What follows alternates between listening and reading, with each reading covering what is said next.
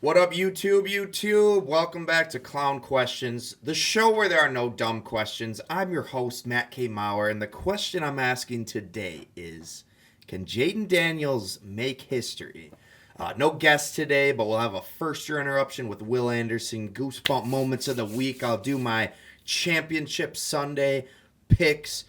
Great solo show for y'all today. So who's down to clown?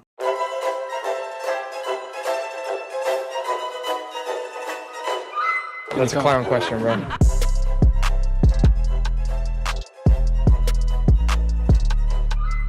So, can Jayden Daniels make history? Hell yeah, he can.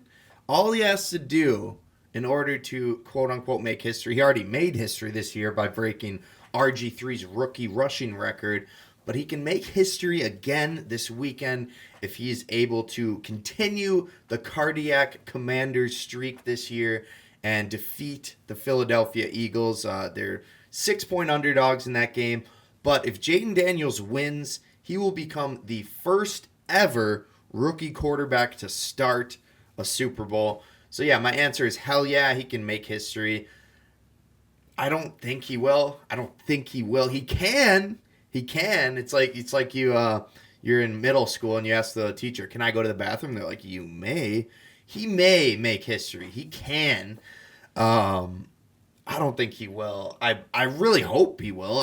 I'll be rooting for that. But Eagles are a juggernaut. Obviously, Commanders have been able to play with them in both of their games this year, but I don't know. Saquon is literally unstoppable, as has been Jalen Hurts on the ground, for that matter. But yeah, I don't know. I want him to make history. He can. He may make history, but I don't know. I don't know if he will, but he definitely can, to answer my initial question here. I got a little baseball today with my next question. What idiot didn't vote for Ichiro? So it was announced a few days ago that Ichiro Suzuki, CC Sabathia, and Billy Wagner have been announced. It's announced that they have been elected to the Baseball Hall of Fame. I don't know a ton about Billy Wagner, but apparently he was as solid as a reliever as you'll get. Good ERA. I don't know much about Billy Wagner. I feel like I used to. I feel like I might add like a baseball card to his, but not much to say on Billy Wagner. Just congrats, bro. Your name's back out there for people like me who hadn't really heard of you. As far as CC Sabathia goes, absolute Brewers legend. Played good on some other teams, but that stretch for the Brewers in 2011 was unforgettable. One of the most dominant stretches ever for a pitcher. It's almost like Madison Bumgarner's masterclass in the World Series in, I don't even know, 2014. That was kind of the end of the regular season for CC Sabathia and the Brewers. He willed us to the playoffs. I believe he pitched like 3 times in a period of 4 days. I don't know how he did that without his shoulder and elbow just breaking. It's incredibly impressive what he did. He had like an 11-2 record in a month or two after getting traded to the Brewers midseason. He led us to the playoffs along with the help of Ryan Braun and Prince Fielder. So always a Brewers legend. Once a Brewer, always a Brewer. You know what they say. But congratulations to CC Sabathia. Well deserved. And more well deserved than either of those guys. No offense to them. Ichiro, more deserving than both of them. Not that this is a contest, but Ichiro is an MLB legend, as good of a player as you will ever see in baseball, ever, period. But unfortunately, Ichiro fell 1 vote shy of being a unanimous selection. There's only been one unanimous baseball Hall of Famer ever. That was Mariano Rivera. Obviously, that one makes sense. He's the greatest reliever of all time. No one's got more saves than him, unless someone broke that record. But regardless, he probably had the record at the time. Only other person that was this close to Ichiro was what's his face? Derek Jeter. Derek Jeter fell 1 vote shy of unanimous, but Ichiro's a way better player than Derek Jeter. Let's be honest. Derek Jeter, his Hall of Fame status was kind of, I want to say, inflated by 5 championships. He was an integral part to all 5 of those championships. So, it's kind of oversimplifying it to say the championships inflated his Hall of Fame status. But Ichiro, 1 vote shy of unanimous. Which one of you idiotic baseball writers? I'm not calling all baseball writers idiotic. I'm calling the one baseball writer who didn't vote for Ichiro idiotic, because that's what this was, to not vote for him. I'll just go through the laundry list of accolades that Ichiro has. One of the greatest of all time.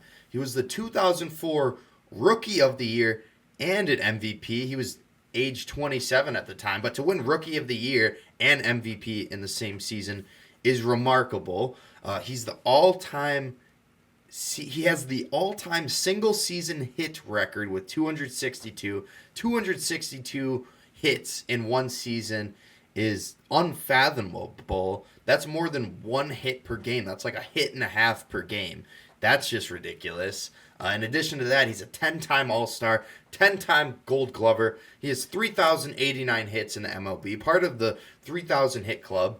He also had another 1,278 hits professionally in Japan. If you total those two up, 4,367 hits are more than what the hit king Pete Rose has. Pete Rose had 4,256 hits in his career. Now you're saying, MLB is a little higher of a professional league than Japan. But regardless, still incredibly impressive.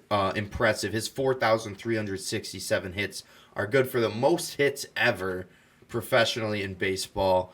A hat tip to Mr. Ichiro Suzuki. The Seattle Mariners, rightfully so, are retiring number 51 for Ichiro.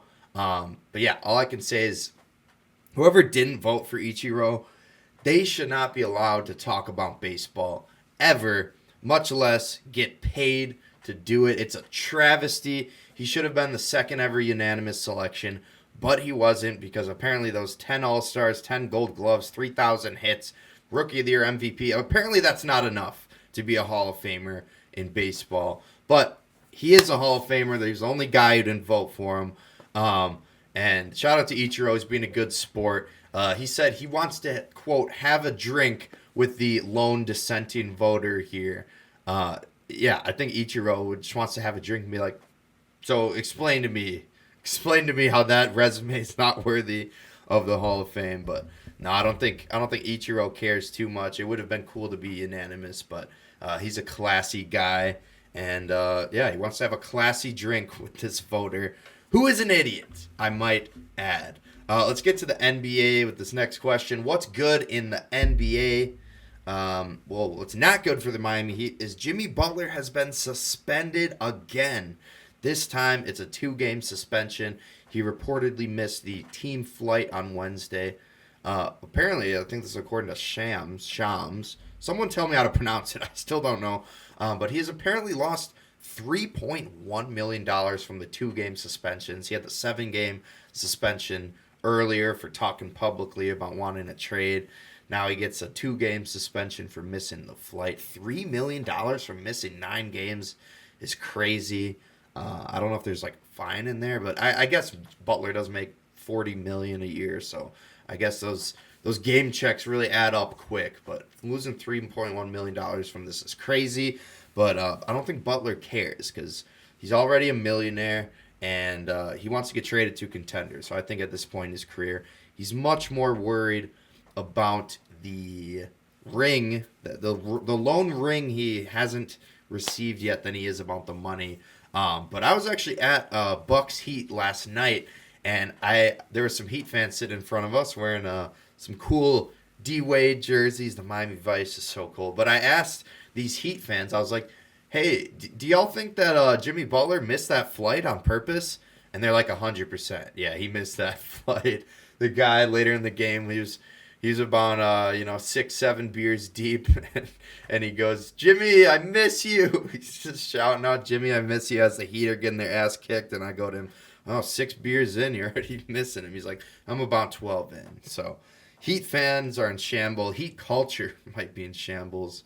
But yeah, I'm looking forward to Jimmy Butler getting traded to my Los Angeles Lakers, which should happen imminently, I hope.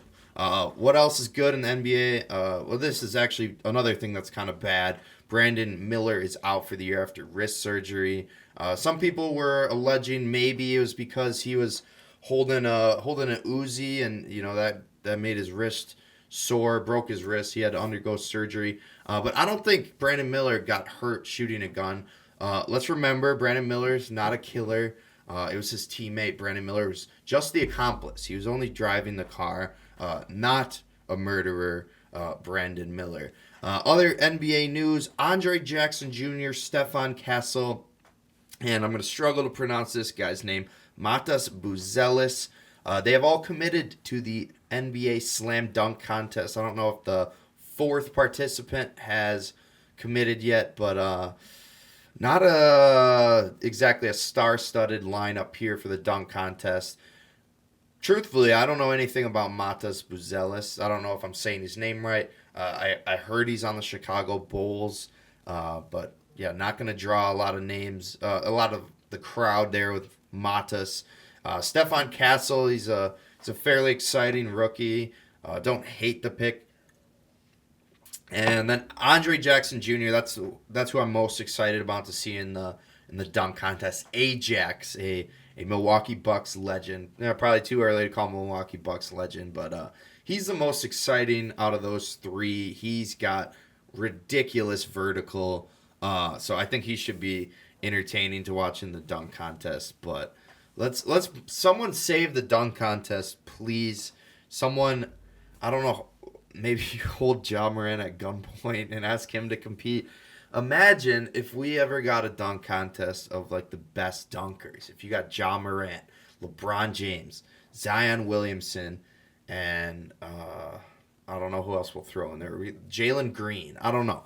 It could be so entertaining, but I don't know. Those vets don't want to risk getting injured when they're trying to win an NBA title. So I understand them not wanting to be in it, but man, I wish it was a little more exciting, a little more star-studded names in there. But yeah, we'll see if that ever happens. LeBron, come on, go out on a high note. You're 22, dunk contest. Be the oldest dunk contest participant ever. It would be cinema. Come on, Bron. Let's go back to some football, some college football. Did Miami tamper? So the University of Wisconsin is alleging that tampering has occurred with Xavier Lucas and his transfer to the University of Miami, Florida. A lot going on here. Apparently, Xavier signed an NIL deal, and then he entered the transfer portal, and Wisconsin said, hey, you can't accept an NIL deal and then enter the transfer portal. It's a whole thing, and now Wisconsin is alleging the University of Miami tampered to get to him. A lot of legal language I got here, but I figured I'd read it just because I don't have a full understanding of this situation. But this is from a statement from the University of Wisconsin on statement from the University of Wisconsin, take two. On December 2nd, 2024, Xavier Lucas and Wisconsin Athletics entered into a binding 2-year NIL agreement reflecting his strong commitment to continue with the Wisconsin football program. A request to enter the transfer portal after entering into such an agreement is inconsistent with the representations and mutual understanding of the agreement and explains the reason for not processing a transfer portal request under these circumstances. Under the transfer provision used by Xavier this past week, any contact between a student athlete enrolled at one institution and the football program to which they are transferring is prohibited per NCAA rules, the statement continued. We have credible information indicating impermissible contact between Xavier and the University of Miami football program personnel prior to Xavier's request to enter the transfer portal. Direct interference with another institution's committed player and contractual interests is prohibited by NCAA tampering rules and the law. So they're saying you broke the law here, the law of the land, the law of Wisconsin. I guess you can't accept an NIL deal and then transfer. They're like, hey man, we had an agreement here. Once you got the NIL, we kind of figured you're staying. And now Wisconsin's alleging Miami was talking to him before he entered the portal. And you got to wait to talk to the university in which you're transferring to after you enter the portal. So this is where the tampering allegations come in. The Big Ten also issued a statement in strong support of the Badgers, pointing to the need for reform with the current system. The Big Ten Conference stands in full support of the University of Wisconsin regarding the contractual agreement between student-athlete Xavier Lucas and the Wisconsin football program, the statement read. So the Big Ten's in agreement. The Big Ten is doubling down on Wisconsin's tampering allegation against Miami. I don't know. Xavier Lucas isn't going to be happy playing for Wisconsin, so I'm not encouraging him to come back. I don't think he can. I think he already transferred. He can't transfer to and from somewhere. It'd be like Carmelo Anthony playing for the Hawks for one day. He didn't even play. He got traded the same day. But yeah, I don't fault Xavier Lucas, but I would fault the University of Miami. You got to not tamper.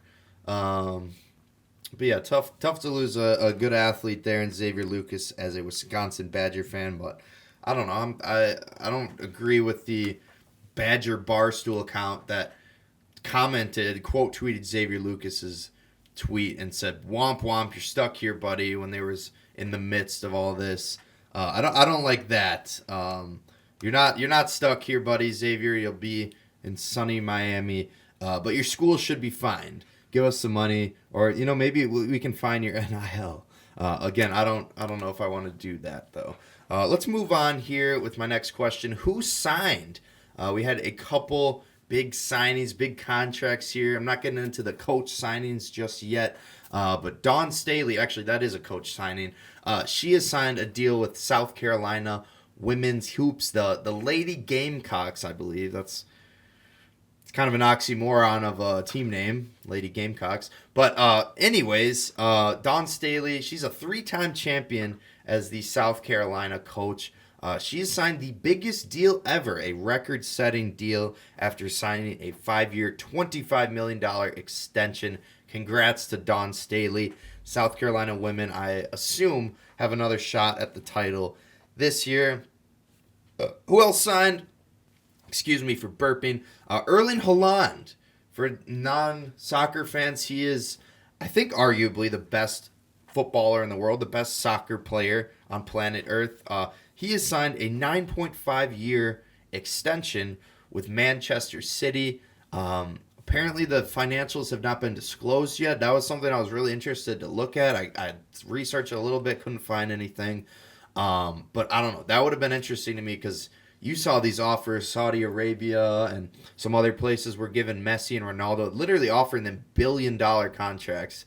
Erling Haaland as the best player ever on a formidable, not EuroLeague, what do you call it? EPL team, legitimate EPL team. I would assume this deal is north of $500-600 million, probably more than Shohei Ohtani. Who knows? But if I ever get that money, I'd like to revisit that because 9.5 years for the best soccer player in the world won't be cheap. It will not be cheap. Who was somewhat cheap was pitcher Roki Sasaki. He signed with the Dodgers for $6.5 million. The Dodgers have also signed another pitcher, closer Tanner Scott, to a more lucrative deal, 4 years, $72 million. The rich continue to get richer. I feel like I've said that phrase regarding the Dodgers maybe 2 or 3 times already in this free agency cycle. All I can really say at this point is congrats to the Los Angeles Dodgers, your 2025 World Series champions. I think it's a lock. I think they repeat. And I don't really think I need to elaborate that much. So let's just get into our last signing. Jurickson Profar has signed with the Braves. Had a heck of a year last year in San Diego. Braves could use another outfielder, especially with the unfortunate injury-prone nature of Ronald Acuna. Ronald Acuna plays outfield, right? Still got to get better on the baseball here, but great signing for the Braves. I don't have the contract details, but I have a lot of hirings to go through in the NFL. So who's hired is my next question. A lot of people. A lot. The three big ones to me were the Bears hiring Ben Johnson at $13 million a year. He'll be the seventh highest paid coach in the league. I thought it was really stupid and how Ben Johnson's opening press conference, he's like, I really, when I was on the Lions, I really enjoyed beating Matt LaFleur twice a year. It's like, okay, well, I hope you enjoyed it while it lasts because it won't happen anymore, buddy. Technically, the Bears should have beat us twice this year, both on game-winning field goals. If we didn't get that block, we would have been 0-2. But it's the Bears. You can always count on some fuck shit to happen as they lose in heartbreaking fashion. I'm going to do $1 in F-bomb jar. I don't have any singles, so I'll use this Post-it note as a placeholder. We got $50 in there right now. Auntie Julie, you got to let me know on that charity. Now, $50 ain't enough for the charity. Maybe once it gets to 100, we'll talk there. But I don't know. Regardless of what I think about what he said about Matt LaFleur, great hiring for the Bears. They hired arguably the best offensive mind in the league, and someone who hired arguably the best defensive mind in the league was the Jets. The Jets have hired Aaron Glenn to a 5-year deal. He will be their head coach. Apparently, he's a former Jets player, so that's kind of cool for Aaron Glenn. And yeah, I don't have a lot to say. He was a good defensive coordinator. He made do with decimated Lions defense with all their injuries this season, and the Jets evidently saw through that kind of end of season stretch where they're playing in a lot of shootouts and said, that he didn't have much to work with, and he still kind of made it work, except when he went against Mr. Jayden Daniels, who I hope will make history. But continuing on with some more head coach hires, the Raiders have hired Pete Carroll to a 3-year deal. I saw a kind of cool little thing today about how I guess Pete Carroll coached on the Jets as he was the coach for the Jets as Aaron Glenn played against him on the Lions. I don't know. I thought that was pretty cool that a coach went up against a coach who was a player at the time. Cool little aside, but great hire for the Raiders. He's a national champion and a Super Bowl champion. They signed him to a 3-year deal. I love the hire. I was talking to Nemo earlier. He said the only thing that would make me become a Cowboys fan again is if I hire Pete Carroll. Ethan's always been a big fan of Pete Carroll back from when he was at USC. Looks like Ethan might not be. Oh shoot! Let me bleep that out. Nemo, excuse me, Nemo. I can't be putting you on blast like that. But evidently, Nemo will not be. He will not be a Cowboys fan because they didn't get Pete Carroll. Continuing on with some more hirings, the Jaguars have hired Liam Cohen as head coach. That's interesting because he had previously agreed to a contract extension as offensive coordinator for the Buccaneers. But don't fault him for taking the higher paid gig, the gig with more power as the head coach, rather than being the OC. Don't know much about Liam Cohen. Not going to say a whole lot on him. I'm not going to say a whole lot on these other ones, but just wanted to keep everything updated. The Colts hire Lou Anarumo as the new defensive coordinator. Don't know if that's a good hire. I believe he was the Bengals defensive coordinator, and their defense was trash this year. The Falcons have hired Jeff Ulbrich as a defensive coordinator. Ulbrich, the, I believe, interim coach for the Jets. He's solid. Good defensive coordinator, I think, for the Falcons. And the Titans, this is a bigger hire. They've hired former Chiefs executive Mike Borgonzi as their new GM. He will reportedly, quote, use the number one pick to... He will use the number one pick. He's saying he won't trade it. He's signed a 5-year deal with the Titans. Smart move there, Mike, to use your number one pick. Maybe go Cam Ward, Shedeur Sanders. Although he said he won't pass on generational talent. And I think generational talent is a reference to Travis Hunter. So we'll see what the Titans do with the number one pick there. It'll be interesting to see what Mike Borgonzi does as a new GM. More coach news. The Vikings are extending Kevin O'Connell. Well-deserved. Should be coach of the year this year. They're also working on an extension for their GM, who has a really cool name that I can't quite remember yet. I'd like to learn his name one day, though. They're also working on an extension with him. In addition to that, the Patriots have hired Terrell Williams as a defensive coordinator. He was the Lions' D-line coach this year. Apparently, he coached with Vrabel from 2018 to 2023. So, great hire for the Patriots there. He's already got the rapport with head coach of the Patriots, Mike Vrabel. But damn, the Lions be losing all their coaches. D-line, offensive coordinator, defensive coordinator, now D-line coach. Dang, Lions got to rebuild this offseason, even though they're a juggernaut. Someone else that got hired, Raiders hire former Buccaneers assistant to be their GM. This man's name is John Spytek. Shout out John Spytek. Already made a splash of a move, maybe aided by little owner Tom Brady, but great hiring from him with Pete Carroll. I think that's a slam dunk hire if you're a Raiders fan. What else happened? Jaguars fire their GM Trent Baalke. Always interesting when you hire a new head coach before you hire a new GM. That doesn't make sense to me at all because it's like, who's picking the coach? I feel like maybe you should pick the GM first and have him pick the coach. But whatever. Jaguars going to Jaguar. Bengals have hired Al Golden as their new defensive coordinator. He's a former Notre Dame defensive coordinator. Good hiring for the Bengals there. Any defensive coordinator is better than whoever they had last year. It might have been Lou Anarumo. But, man, I'm rapid firing these as the Texans fire team president Greg Grisham. That's interesting because Texans seem like their GM and head coach have been firing on all cylinders. They basically did a rebuild in one season with C.J. Stroud. So I don't know why the team president would get fired. They seem like they've been having some success, but obviously there's a lot more to it. And the last hiring, great hiring in my opinion, the 49ers have hired Robert Saleh as defensive coordinator. He was the New York Jets coach to start the season before he got fired, but that was a defensive-minded team, a great defense, so I think a great hire for the 49ers there. Now to my last question for the NFL, for y'all. Is Patrick Mahomes cheating? Maybe not. No. I think he's kind of cheating. I don't know. He might not be cheating, but he definitely is taking advantage of the rules. Shout out to Joe Buck and Troy Aikman. They called the Texans-Chiefs game. They were calling Mahomes out on his bullshit. Aikman was like, hey, man, you can't fake out of bounds, or you can't wait to get pushed out of bounds and flop to make it look like it was a late hit. Mahomes has been doing this a lot. He does it with the slide, too. He slides at the last second to make it look like you're hitting a defenseless quarterback.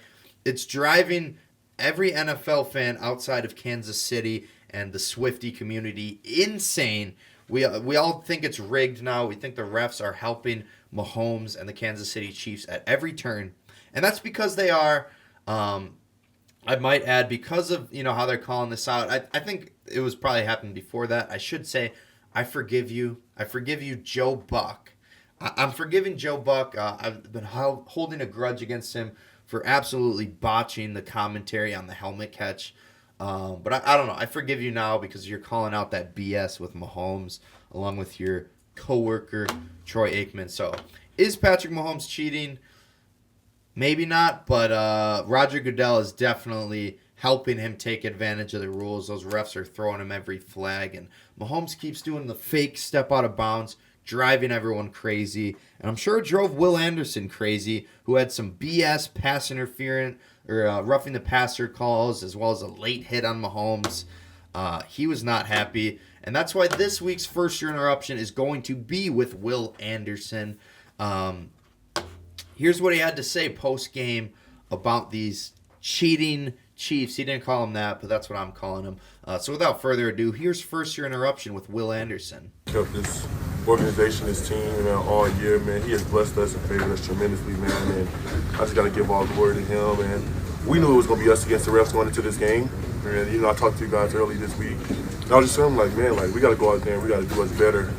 And, in some instances we didn't do that, in some instances we did. So we just got to keep going, man. Next offseason, get the guys together, man, and, everybody just coming together and just keep building that team chemistry and get past this hump. Key phrase in that first year interruption from Will Anderson.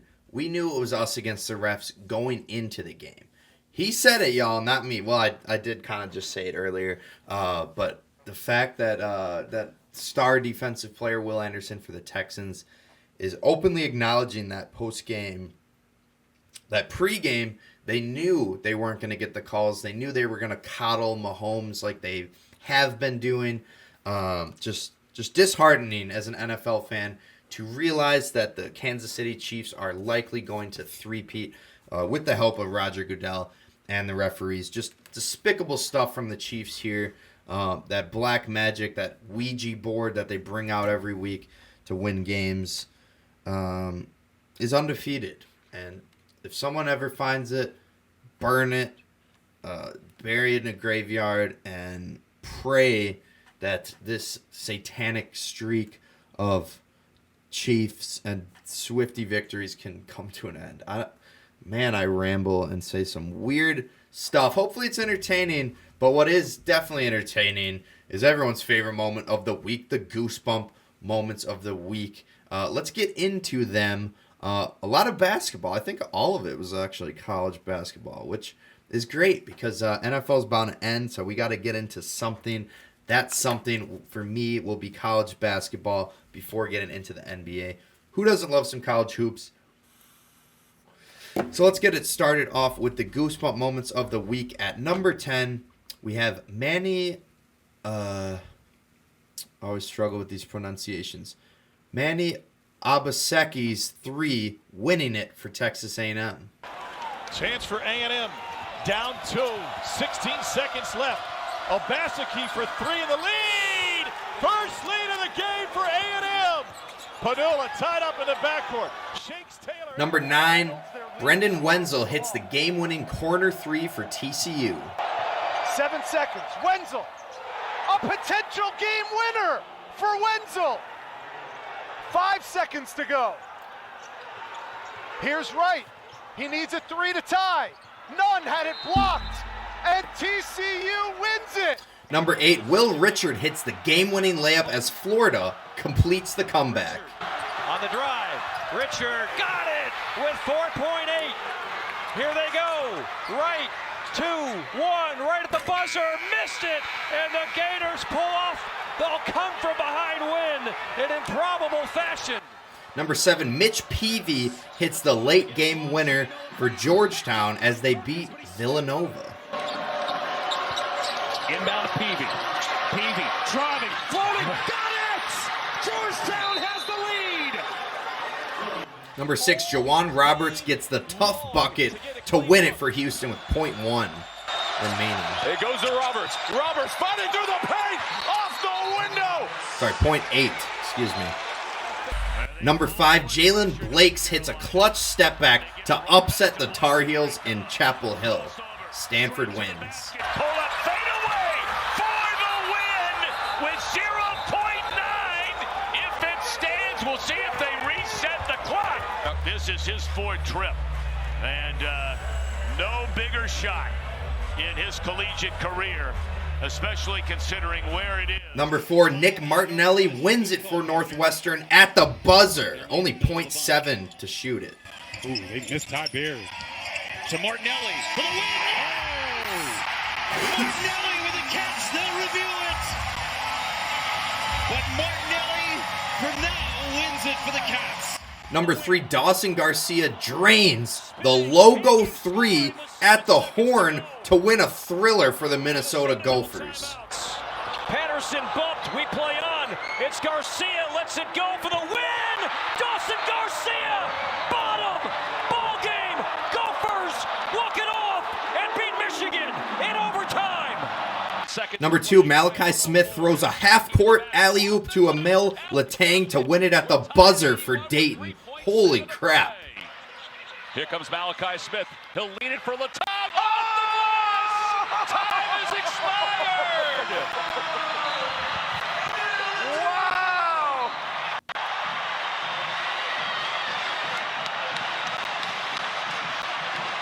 Number one moment of the week, Mekhi Ellison cashes in a half-court shot at the buzzer to win it for Stetson. He hit it!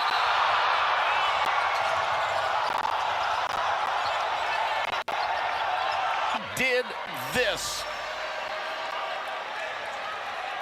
They're going to look at the replay, make sure it was good. Ball game. It left his hands late, and I don't think so. Nope, it was there, and it's in the peach basket.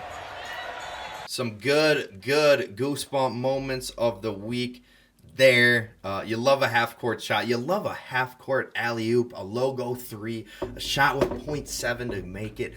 That's why people love college basketball. That's why people love March Madness. I'm back in. I watched my first Badger game the other year. I think we won. Shout out Carter Gilmore randomly. Yeah, love the Goosebump moments of the week. All college hoops this week. Hopefully we get some a few more football moments here. Speaking of football, let's do my championship Sunday picks. I'm going to start off by showing y'all a bet slip I just made at Potawatomi last night. I don't know if you could steal a bet slip, but I kind of want to show it to you.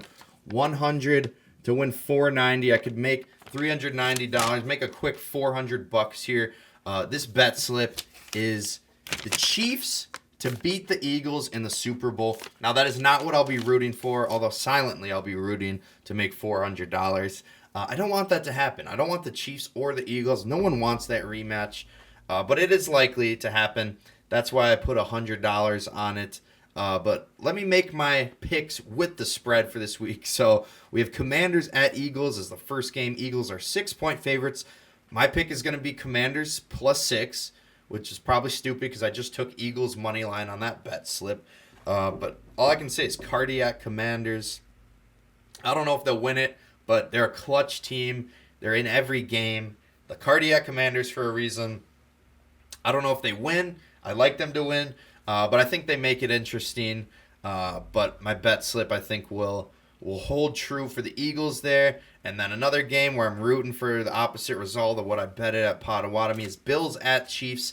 Chiefs are 2-point favorites in this game. My pick is going to be Bills +2. Again, despite the fact that I took Chiefs to win the Super Bowl in this bet, I think the Bills cover. I think the Chiefs probably win by 1 on a last-second field goal. You love Josh Allen. You want to see him succeed. But if MVP Josh Allen fails to defeat the Kansas City Chiefs in the playoffs yet again, we'll all know why. It'll be because the Bills couldn't stop the real MVP, the referees.